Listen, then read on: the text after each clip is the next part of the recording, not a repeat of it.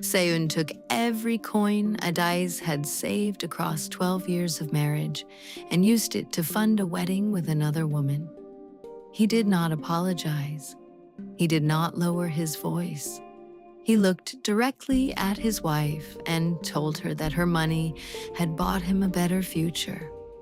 Then he walked out of the door she had helped him build and never looked back. He believed he had won.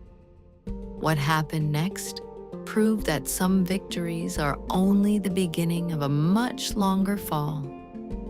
Adaeze had never been the kind of woman who asked for applause. She worked because it was right. She gave because love demanded it. And she stayed through years that tested her in ways no one standing outside her life could fully understand. When she married Seun, they had very little: a rented room, 2 sets of dishes, and a shared belief that things would get better if they pushed hard enough together. Adaeze held on to that belief longer than most women would have. She held on to it even on the days when Seun made it difficult, even on the days when his pride spoke louder than his gratitude. Seun was not a bad man at the beginning. He was ambitious, restless, and full of ideas that never quite arrived at the right time. He worked, he planned, he launched small ventures that sometimes moved and sometimes collapsed. But whenever something fell apart, Adaeze was the floor beneath him. She never let him hit the ground completely. She took on extra work without being asked. She managed the home on whatever remained after the bills. She stretched small amounts so skillfully that neighbors sometimes assumed they were doing better than they were. She did all of this quietly, without recording it, without holding it over his head. Because in her mind, that was what a wife did. That was what love looked like in practice. People in their community saw Adaeze and spoke of her with genuine respect. They said she carried herself like a woman who had decided early on that dignity was not something anyone could take from her. They said her patience was not weakness. It was the kind of strength that builds slowly and lasts long after louder things have crumbled. Seun heard those words. He smiled when people said them.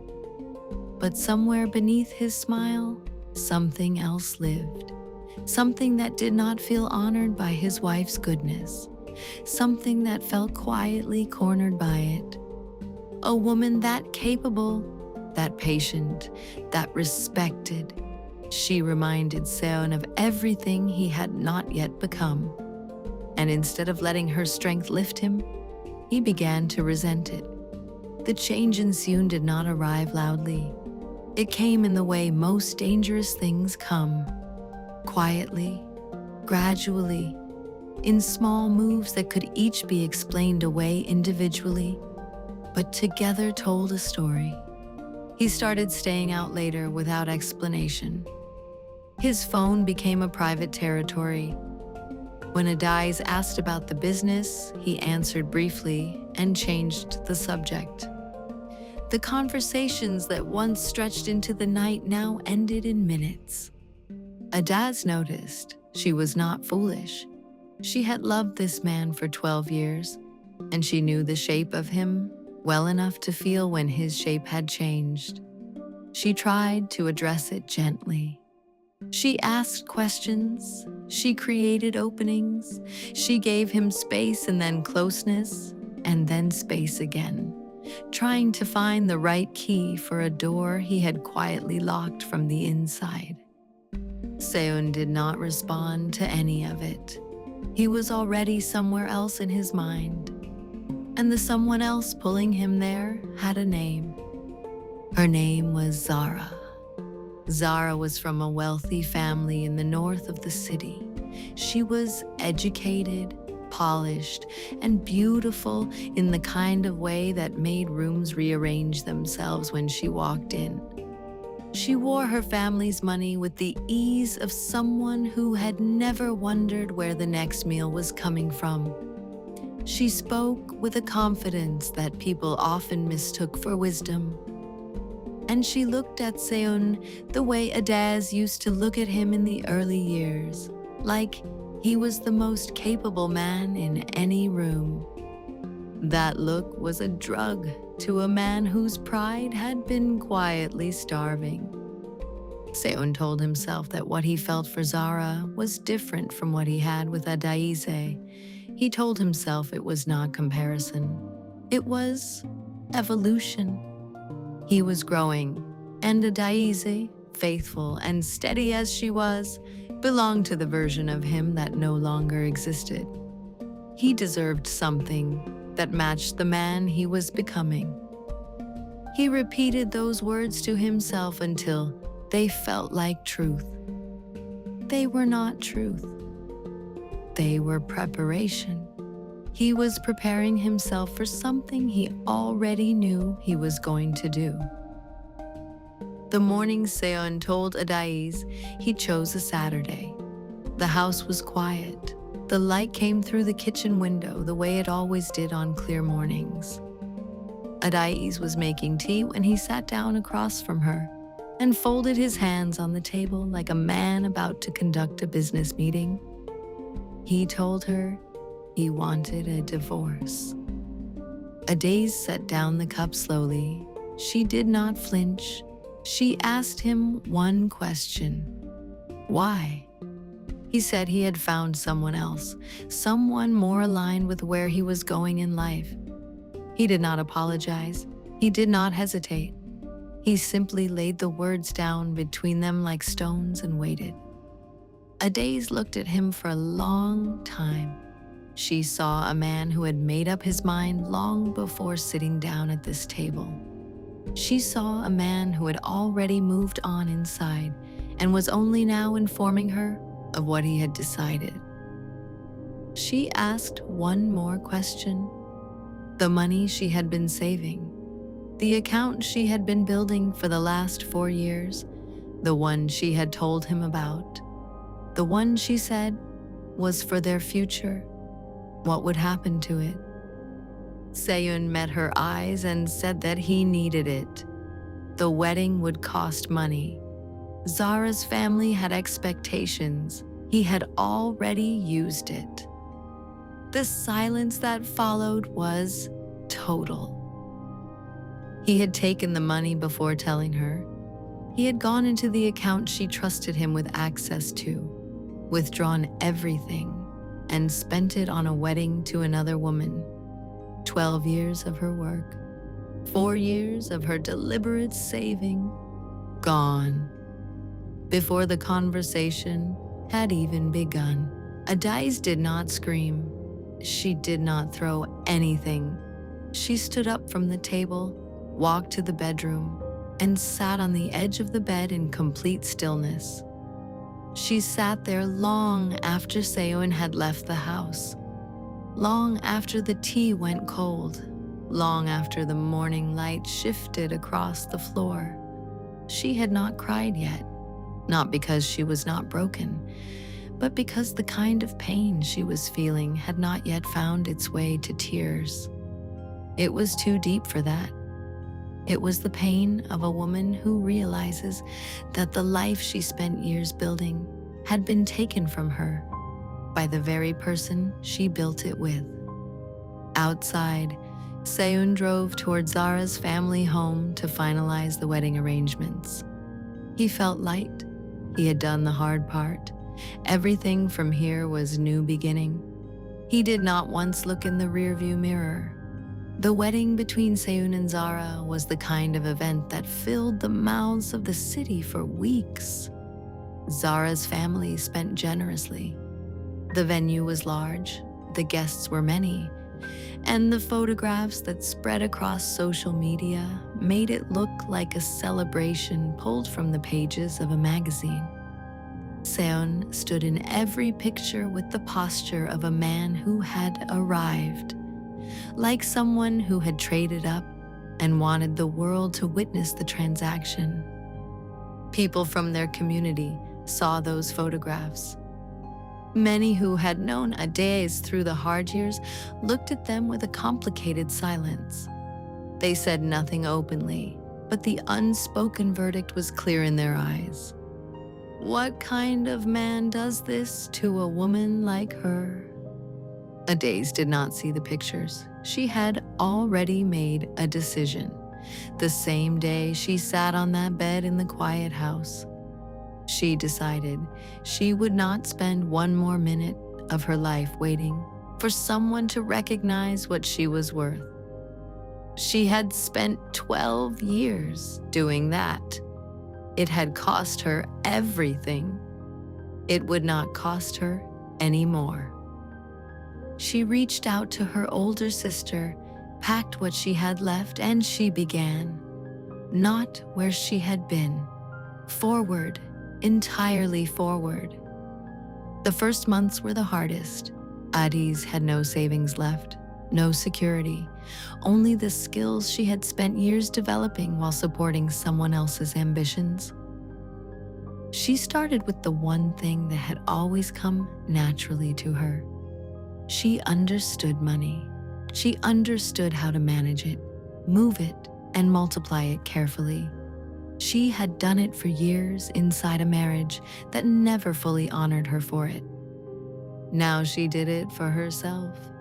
She took a position at a company run by a woman who asked one interview question that mattered.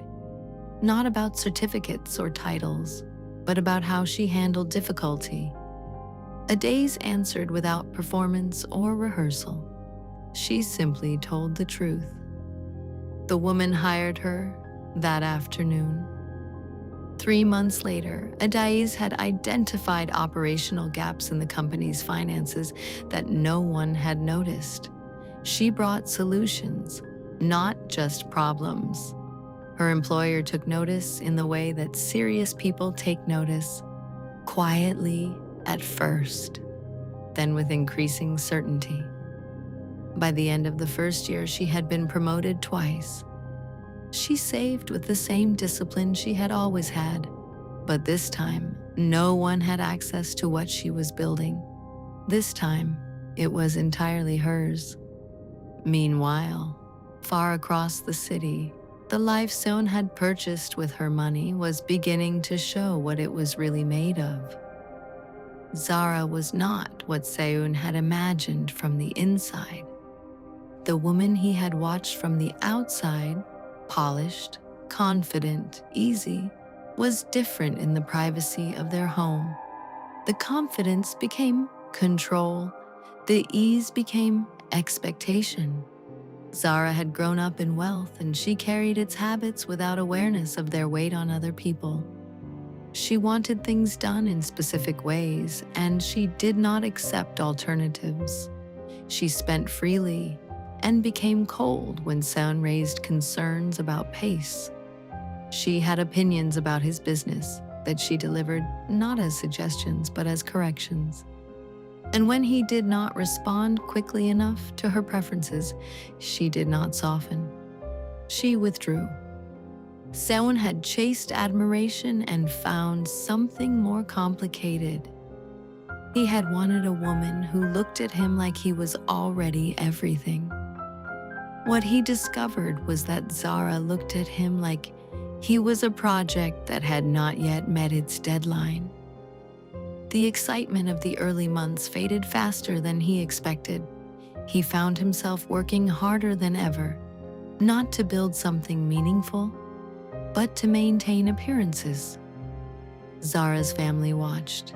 Her mother visited often and assessed quietly. Her father asked questions about business figures at dinner with the calmness of someone conducting an audit. Seun had entered this marriage believing that Zara's family wealth would open doors for him. What he had not understood was that the doors her family opened came with conditions. They expected visible, consistent results. They were not interested in patience or process. They measured a man by what he could show them. And what Seun could show them was shrinking. His business began to struggle. The same restlessness that once drove him forward now drove his decisions sideways. He rushed agreements that needed more time. He chased contracts that looked impressive but cost more than they returned. He borrowed to fill the gaps, and the gaps kept widening. For the first time in his adult life, there was no floor beneath him. No one stretching small amounts to cover large distances.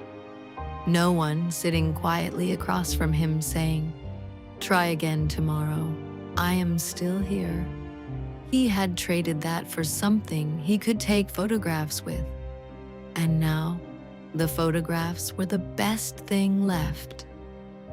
The collapse did not come all at once. It came the way it always does for men who have confused image with foundation, piece by piece, in front of people who had once watched him with admiration. First, a major business deal he had announced publicly fell apart. His partners issued a statement that made it clear the failure was rooted in mismanagement on his side. People who had celebrated his wedding now discussed his mistakes with the same enthusiasm. Then came the debt. The borrowed money had terms, and the terms did not care about Seun's circumstances. His assets were assessed, his accounts reviewed. The figure that remained was nothing close to what he owed. Zara's family held a private meeting without him. Her father told her with the same calm he used at dinner that she should not allow a sinking man to pull her down with him. Zara listened. She had always been practical above all else. Within 2 months, she had separated her finances, consulted a lawyer, and made her position clear to Seun in a conversation that lasted less than 15 minutes. She was leaving. Seun sat in the house furnished with borrowed money and looked at what remained. The furniture, the pictures on the walls, the echo of a life that had never been as solid as it looked. He thought about Adaeze. He thought about the way she used to move through difficult mornings without panic. He thought about the 4-year savings account he had emptied without hesitation. He thought about the Saturday morning she sat across from him with her hands around a cup of tea, and how she had not begged him to stay. He understood something now that he had been unable to understand then. She had not begged because she already knew. She already knew that a man who could do what he had done was not a man whose staying would have changed anything. Word reached the community slowly, then all at once, the way things always travel in close networks where people have long memories.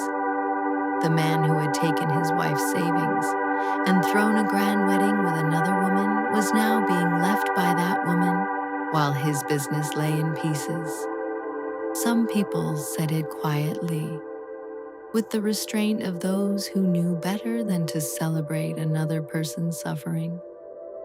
Others said it plainly, with the exhausted satisfaction of people who had watched injustice walk around unbothered for too long. But no one was watching Seun now, not the way they were watching Adaeze.